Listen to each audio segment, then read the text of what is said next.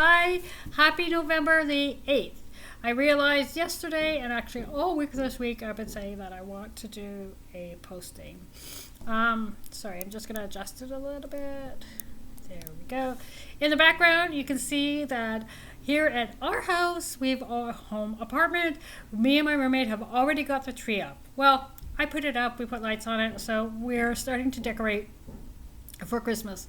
Why? I know we shouldn't start to decorate for Christmas because certain people don't decorate for Christmas before Remembrance Day.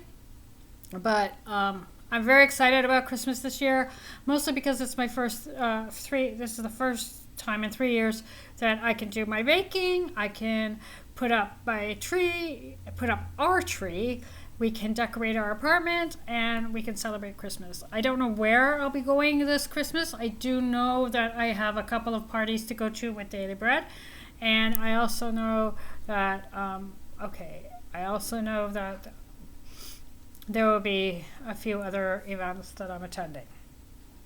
One of the things that happened this week at Daily Bread is, I believe I spoke about earlier, maybe in one of my Thanksgiving posting, is that CBC we do at Daily Bread a Sounds of the Season, if you're familiar with that, a fundraiser. It's one of our biggest fundraisers throughout the year. We're looking to raise the goal is $1 million, but we're looking to raise probably over $1 million. I am just going to speak about Daily Bread for a few minutes. Though, with the rise in food costs, as you all well know, 1 in 4 Canadians use the food bank, any food bank. At Daily Bread in particular, our numbers have risen on any given day, from 485 a day for grab and go, which is just line up and get food, or appointments. Yesterday, I noticed the appointment number was, when I left at 3 and it was still open, was 785. It has exploded. So that's 1 in 4 Canadians, and we at Daily Bread, if I'm getting my numbers correctly, and I believe I am, our numbers have gone up by over 636,000 within the past couple of months. Please forgive me, senior staff and finance department, when you see this, if I have our $636,000, that has been an increase in the past couple of months. I'm probably getting that number wrong, but it is 1 in 4, and it has increased to 1 in 4 Canadians, and with food insecurity as the rising costs in. So that the fundraisers they do throughout the year, we had the Pure Lady Courier Red Bag event, and then they had the event at the Argos game. And so, but Sounds of the Seasons with CBC is obviously because people give more at Christmas time. That's the way people are. It just happens. I mean, people feel that it's a lovely time. Should I give more to the needy? I have so much. I would like to give more. So in that sense, with the CBC Sounds of the Season, and they donate to the Daily Bread Food Bank.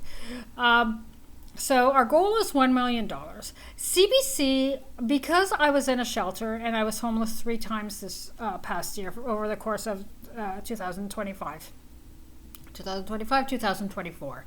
So, and because I'm also a client and I'm a volunteer, I actually was asked by the marketing department to give them a little bit about my story and a little bit, nothing about the Beige and Black campaign was asked. It was strictly about myself being homeless and myself being, excuse me, and myself being, excuse me again.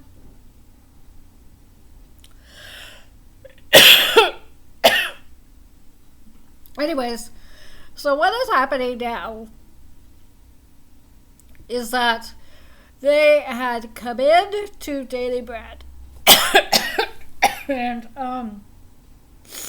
they filmed 4 Sounds of the Season, and I'm going to be on camera. As well as showcase a woman who runs a cooking school named Lisa. I don't know her last name. I ran a cookie school through Daily Bread, some other volunteers, and some staff members. So, with that being said, I would like everybody to know, don't watch it for me, but that's what's happening. So, I'm lucky, I'm blessed, I do get a $200 for participating. So, anyways, this is what's going on right now. I have a cold, but I'm looking forward to celebrating Christmas, and I want to mention a few things. This is what I can mention. I believe back in my Thanksgiving, I spoke about the different census that are coming down and the different arrangements. First and foremost, yesterday, Dallas Woodstead opened the door, came into Daily Bread in the basement. Alarms went off. He came with a pistol, he threatened to come and see me. Apparently, he had to see me. Because Dallas Woodstead is receiving life imprisonment. Jonas Rogato is receiving life imprisonment. They had a certain amount of years. And I said no. I want Jonas and Melody Rogato to receive life imprisonment. I want Jonas Rogato to receive life imprisonment. I can speak about the fact that now Lillian Brown and Norman Brown have had their arraignments, and Norman Brown was going to receive a certain amount of years. I said no. I want Norman Brown to receive life imprisonment. I asked for Sandra Long's hers to be increased as well. I asked for Mary Audrey's to be increased as well, but I don't think they're going to increase Mary Audrey's. I know for a fact that right now, down in North Carolina, they are looking at Jessica and Aaron Niebuhr and Justin and Kelly Rife, as well as so they're looking at them and their sentences. I know Duncan has received a sentence as well. And I also know that they are, when they spoke about Norman Brown Lillian Brown only receiving a life sentence because she's a proclaimed witch. A proclaimed witch and a crack addict. So, I mean, right there, you have that in itself is a severe crime. Not being a crack addict, that's just possession, right? So possession of illegal substance. So when I asked for those sentences, when they said no, we only want to give them 35 or 25 years, I said no. I want life.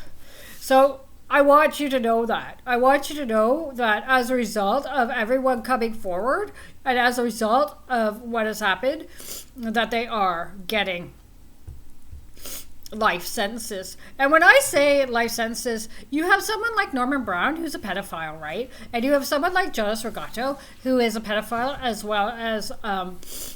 well as being engaging in child pornography. So I tell them basically, you won't have to worry about a life sentences, because the reality is that those who are pedophiles who go to prison and those who've done certain things, I mean, not saying that what Dallas does is not, I'm not trivializing that by any means, but excuse me. But the reality is the last, an hour, two, a night, maybe a night. And so their life sentences really won't be a life sentences, because they will leave this earth violently. And that's what happens in prison. I'm guessing. I've never been to prison. Those of you who are out there who've been to prison and have served your time, maybe you know better than I do. Police officers, maybe you know better than I do. Obviously, you know better than I do. Lawyers, you as well.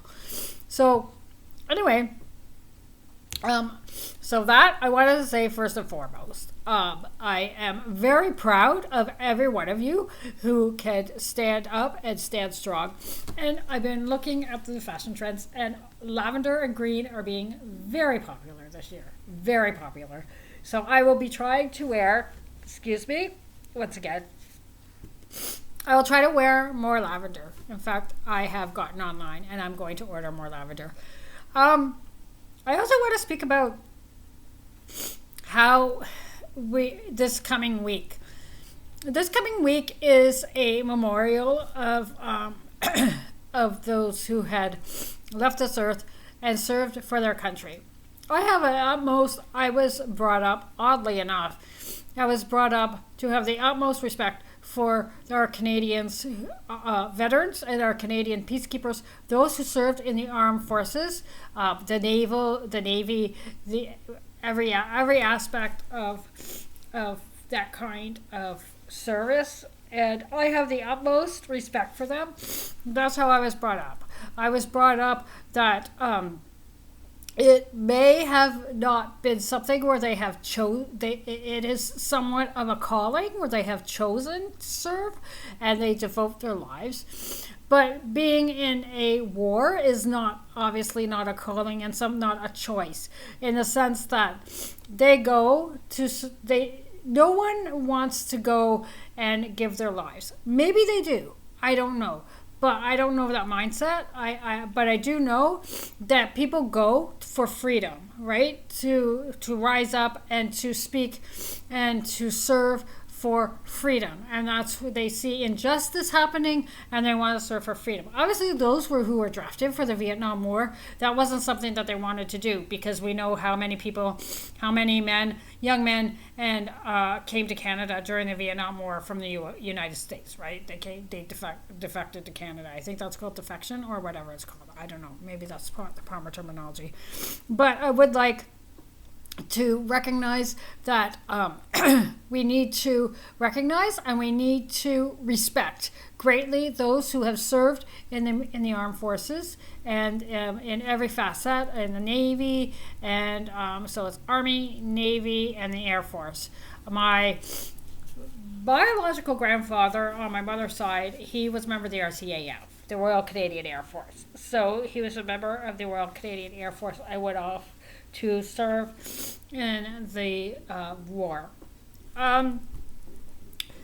No war is great. There are casualties on every sense of the word. There are casualties on both sides. There are casualties for those who serve. There are casualties for family members, and there are casualties, obviously, in the countries where the war is.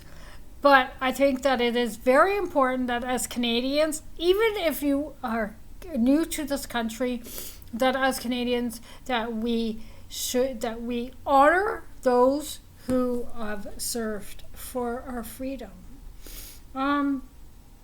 So that's pretty much it. I wanted to speak about the fact that I still have people such as, all of the sentences have come down, and so it's kind of veering to an end in that sense.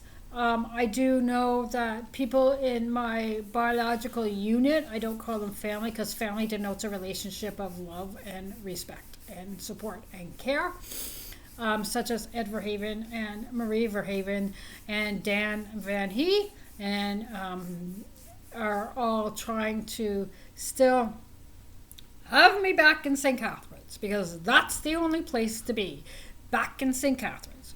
Well, and still they're trying to use people. I know that the police follow me still on a regular basis because Jeff Yancey is still in town, and Jeff Yancey follows me, and they're looking at getting Jeff Yancey. And I know that Ed and Marie have been seen over by Daily Bread. They've also been seen around this neighborhood where I live, and they also been seen try to get into the building, and so has Dan Van Hee. For some reason, I believe it was Sandra Long or Melanie Regato who told them that I still live in a shelter. Okay, whatever.